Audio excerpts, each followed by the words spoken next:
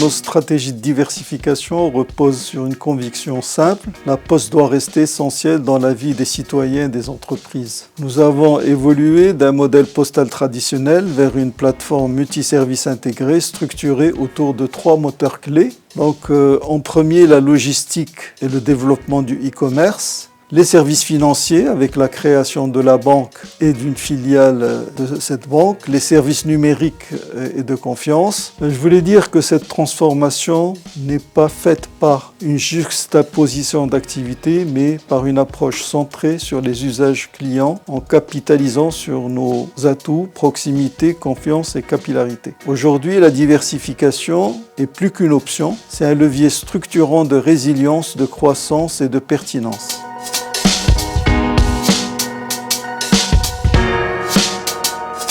Il y a eu 3 tendances majeures qui ont profondément structuré notre trajectoire. D'abord, la digitalisation des usages qui a réduit les volumes du courrier tout en créant de nouvelles opportunités, notamment dans le e-commerce et dans les services numériques. Ensuite, l'évolution des attentes des clients avec une exigence accrue en matière de rapidité, de simplicité et d'expérience omnicanale. Enfin, l'intensification de la concurrence avec l'émergence d'acteurs spécialisés et agiles. Ces transformations ont conduit à repenser notre rôle de passer d'un opérateur de service à un intégrateur de solutions au sein d'un écosystème élargi.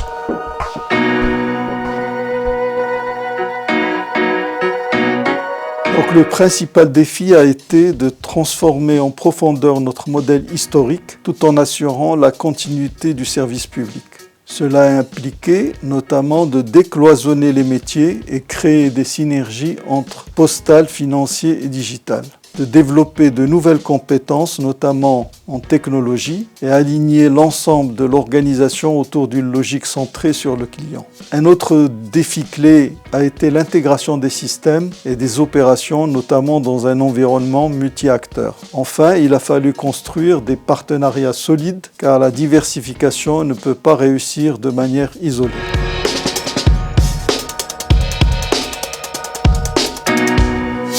Une idée reçue persistante est que la Poste doit rester cantonnée à ses métiers historiques. C'est faux, évidemment. Cette vision limite la capacité d'adaptation et d'innovation. À l'inverse, nous considérons que la Poste est avant tout une infrastructure de confiance et de proximité capable de s'étendre naturellement vers de nouveaux services. C'est précisément cette capacité d'extension vers la banque, le digital ou la logistique qui constitue aujourd'hui notre principal avantage compétitif.